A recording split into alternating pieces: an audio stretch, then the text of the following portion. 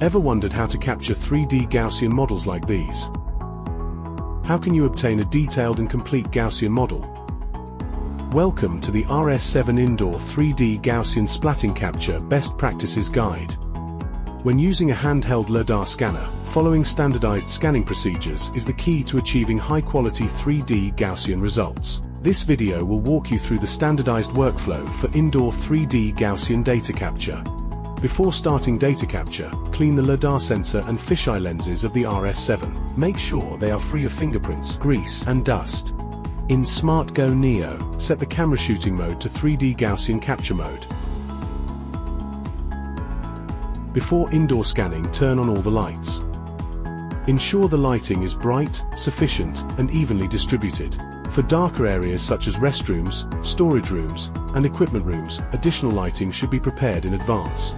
Any rooms that need to be captured or entered should have their doors opened beforehand. Once data capture begins, avoid opening or closing the doors again. If there are mirrors in the scene, it is recommended to cover them.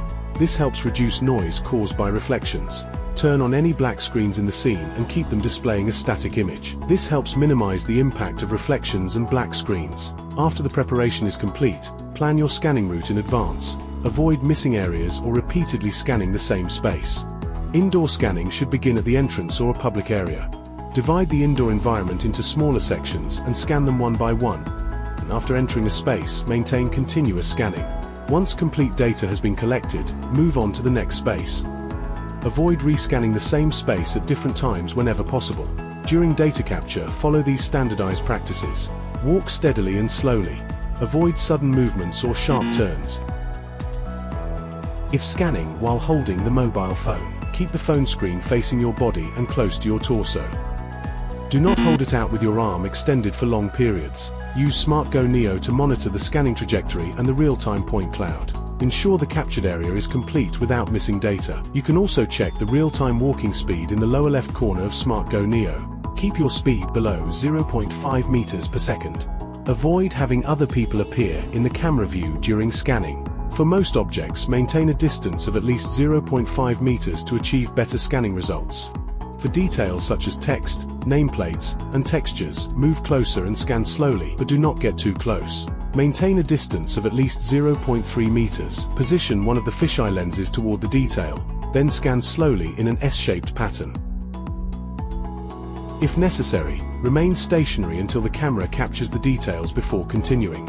When approaching doorways, corridors, or corners where the environment changes significantly, move through them slowly.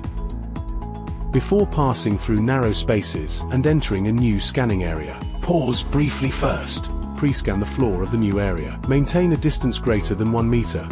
Keep the device above waist level and tilt it slightly forward. Then step into the area slowly while turning sideways. Do not scan while keeping the device close to the floor or walls.